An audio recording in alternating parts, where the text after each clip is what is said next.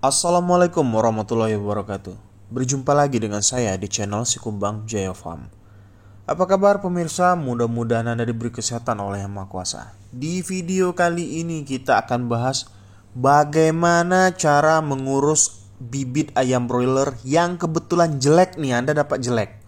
Tentunya hal yang pertama harus Anda lakukan sebelum masuk ke perawatan, Anda ajukan klaim dulu Pak ke PT tempat Anda bermitra. Bilang ini bibitnya jelek, mungkin banyak kaki kering dan sebagainya, Anda bilang. Ya, siapa tahu masih dapat klaim garansi. Yang kedua, masuk ke sesi perawatan. Yang pertama, Anda harus pisahin yang namanya bibit-bibit yang nggak pantas dipelihara.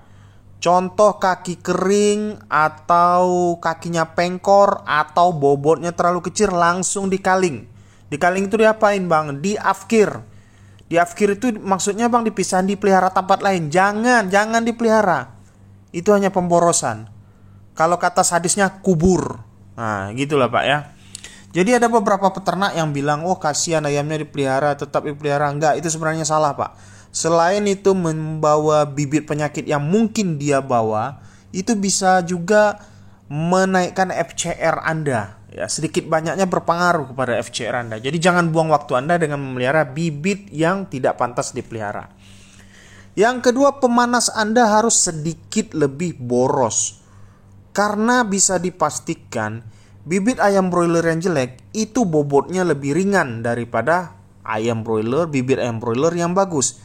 Jadi mereka butuh pemanas yang ekstra supaya makanan yang mereka makan tidak terbuang untuk menghasilkan panas tubuhnya ya.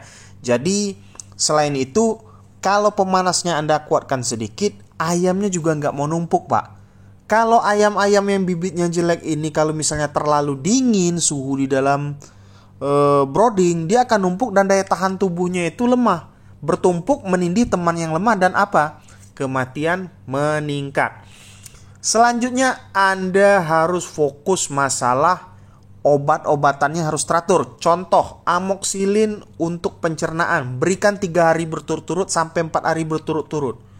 Perhatikan aturan penggunaan di kemasan obat. Jangan ditanya lagi, bang cara pakainya gimana? Cukup Anda lihat kemasan obat Anda. Ya. Terus Anda harus rutin membangunkan ayam broiler Anda yang kurang bagus ini. Ya. Anda harus rutin bangunin per 3 jam, per 2 jam lebih bagus lagi. Tujuannya untuk mengejar feed intake supaya ayamnya itu mau makan, supaya nafsu makan ayamnya itu terjaga. Jangan malas-malesan bangunin ayam ya. Selanjutnya pelebaran. Jangan biarkan sekat ayam broiler waktu kecil itu Anda tahan-tahan, lebarnya misalnya 4 hari sekali. Itu nanti kelewat padat. Kelewat padat nanti malah terjadi yang namanya panting, ayam kekurangan oksigen dan kematian juga meninggi, ditambah daya tahan tubuh ayam juga melemah ya. Selanjutnya sekam nggak boleh bau, mutlak pak. Sekam atau alas liter ayam broiler itu nggak boleh bau, nggak boleh basah, harus benar-benar Anda perhatikan ya. Dan selanjutnya ngasih pakan wajib jangan dijatah. Jadi berikan tanpa batas tapi terukur.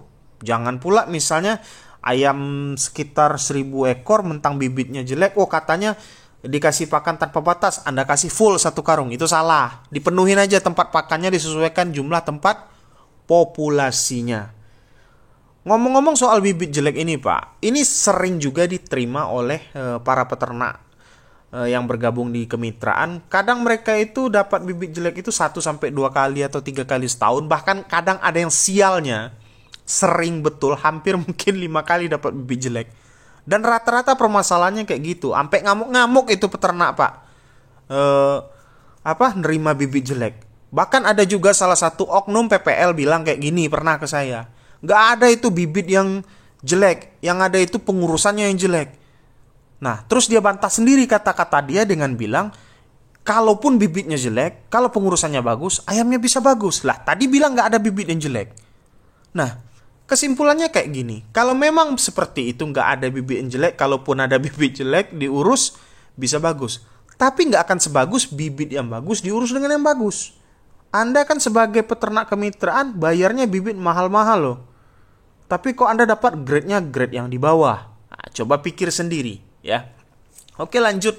Selanjutnya, karena bibit ini jelek yang Anda urus sendiri ini ya, yang Anda dapat dari kemitraan Anda, ini anggaplah jelek ya. Tadi kan saya bilang jelek.